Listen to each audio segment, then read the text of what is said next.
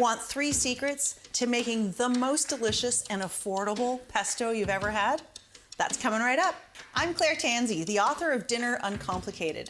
I believe everyone can cook, and I'm here to share all my tips and recipes to make it easier, faster, more fun, and more delicious.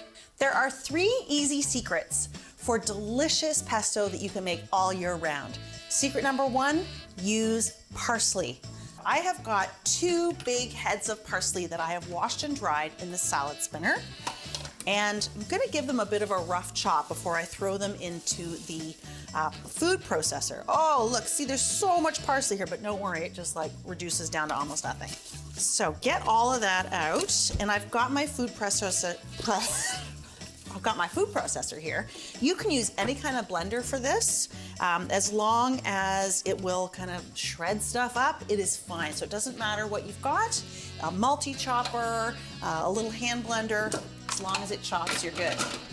Okay, so from this huge pile of parsley, I'm gonna give it just a couple of rough chops to make sure that it can actually spin around once I get it into the food processor. I love using parsley for pesto because it's available year-round.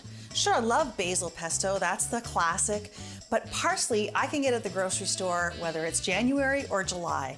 And actually, it's really affordable no matter what time of year it is. And it makes a delicious pesto that's really fresh and tangy. So I really love using parsley. I've got all of this parsley, I'm gonna just get it all into my food processor now. Now, not to say that if you had basil, you couldn't do half and half, parsley and basil, or even cilantro. You can kind of use whatever you want, but don't think that basil always has to be in pesto. Okay, second secret to making delicious pesto year-round, I use toasted walnuts. So pine nuts are the classic nut in genuine, typical basil pesto, but I find them really expensive. And so when I'm making pesto in a big batch like this, I want to use a nut that's a little bit more affordable. So I use walnuts. They're delicious, they're creamy, and a simple little toast is all it takes to make them totally flavorful. So I just put them on a little baking sheet at 400 degrees for about 5 minutes. And then they don't even have to really cool down. They can just go right into the food processor with that parsley. Just a few more ingredients go into this pesto. A little bit of fresh garlic, and I don't love the taste of raw garlic. I like a little bit of it, but I don't want a ton of it. So I'm gonna use just 1 clove and cut it into quarters before I throw it into the food processor. Just get that peel off real quick. A little bit of fresh lemon juice is so important. It really brings all the flavors together and allows them to kind of be a bit brighter. Parsley and lemon go so well together as well. And I love using fresh lemon juice. I just find it has so much more punch, so much more excitement, so much more fragrance, as opposed to using the bottled stuff.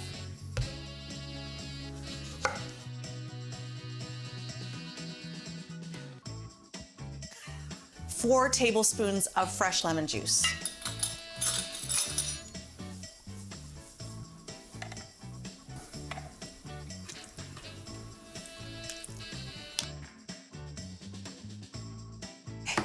It needs just a bit of salt. I'm gonna start with a teaspoon, and then I'm gonna taste it when it's done and see if it needs a bit more salt. And this is just ordinary table salt. And the third secret to easy year-round pesto that really is packed with flavor is to use a simple neutral oil. I'm not gonna use extra virgin olive oil at this time. I'm just gonna use plain canola oil. Any neutral vegetable oil is perfect. A couple of reasons. Again, it's really affordable. You know, I'm using 1.5 cups of this, so that's really quite a lot of oil, and I don't want to be spending a ton of money. As well, because this is a neutral oil, it doesn't have any flavor to it, it allows all the other flavors that I've just put in there to really sing. The parsley, the toasted walnuts, the fresh lemon juice, the fresh garlic, all of those flavors are gonna really be able to come into their own and take over your flavor palette and really make a delicious dish. So that's why I really like to use the neutral oil here, and I'm gonna add that in all at once as well. And then it's just a matter of pureeing it up, and we've got pesto.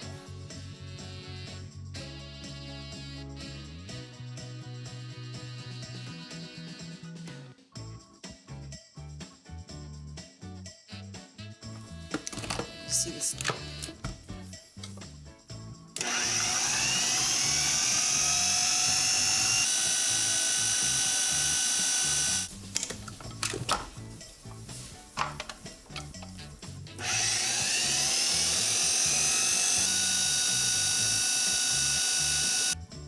We're just gonna give this a little taste to make sure it doesn't need any more salt or maybe a little bit more lemon juice. It's really yummy. You can really taste the toasted walnuts. I just love that extra little flavor that you get from the toasted walnuts. And of course the lemon juice is really bright. That's really good to go. So what I'm gonna do with it actually is kind of portion it out into 3 portions, and I can stick some in the freezer and I can stick some in the fridge if I want. All right, so the next step is I'm going to transfer all of that pesto into a container that makes it easy to pour. What I like to do now is divide the pesto up into 3 zip-top bags. This is gonna make it super easy to freeze and turn it into something I can use anytime in the future.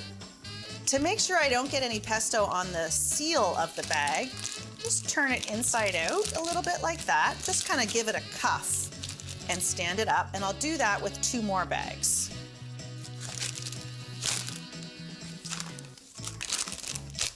And now it's just a matter of dividing the pesto up into 3 portions.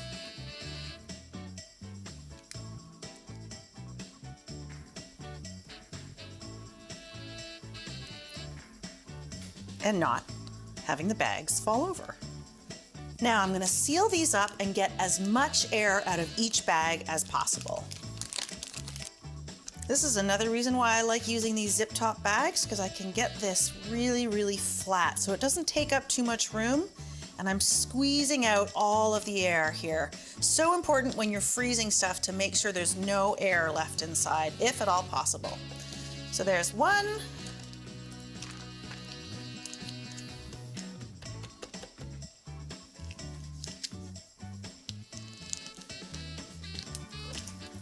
Two and 3.